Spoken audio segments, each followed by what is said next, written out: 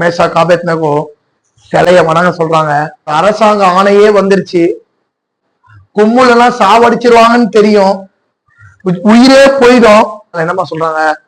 நான் ஆராதிக்கிற தேவன் என்னை காப்பாத்த வல்லவர். நான் கும்புற சாமி என்னை காப்பாத்துவாரு. அப்படி காப்பாத்தினாலும் நீ சொல்றதை நான் காப்பாட்ட. அதான் நம்பிக்கை. ஆண்டவர் மேல நம்பிக்கை என்ன தெரியுமா? எது நடந்தாலும் நடக்கலாம்னு அவர் நம்புவேன். நான் கும்புற ஆண்டவர் என்னை தப்பு வைப்பாருன்னு ஆணித்தனமா ராஜா சொன்னதால நெருப்பு தூக்கி போட்டுறாங்க.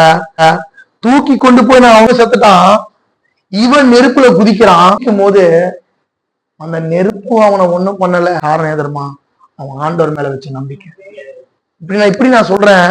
என்னைக்கு சாத்ராக் மேஷா காபேத்நேகோ ஆண்டவரை நம்ப ஆரம்பிச்சாங்களோ அந்த நெருப்பினுடைய பவரை எடுத்துட்டு ஆண்டவர் அந்த இடத்த குளுமையா மாத்தினார். உயிர் போற சூழ்நிலையும் கர்த்தரை நம்புறியோ அந்த உயிர் போற சூழ்நிலையும் உனக்கு ஒரு ஜீவனை கொடுக்க வல்லவரா இருக்கலாம். ஒரு விஷயத்த நான் சொல்றேன்.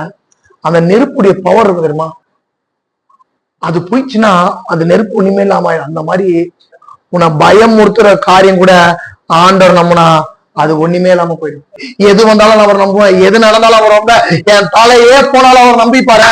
அந்த நெருப்பு கூட உன் ஆசீர்வாதத்து வழியா மாறும். சோதனையான சூழ்நிலை சோதனை நினைச்சு தோன்றாத. ஆண்டவரை நம்பிரு. ஆண்டவர் வார்த்தையை நம்பிரு. எந்த பிரச்சனை உனக்கு சோதனையா இருக்கோ அதே பிரச்சனையை கர்த்தர் சாதனையா மாத்த அவரால முடியும்.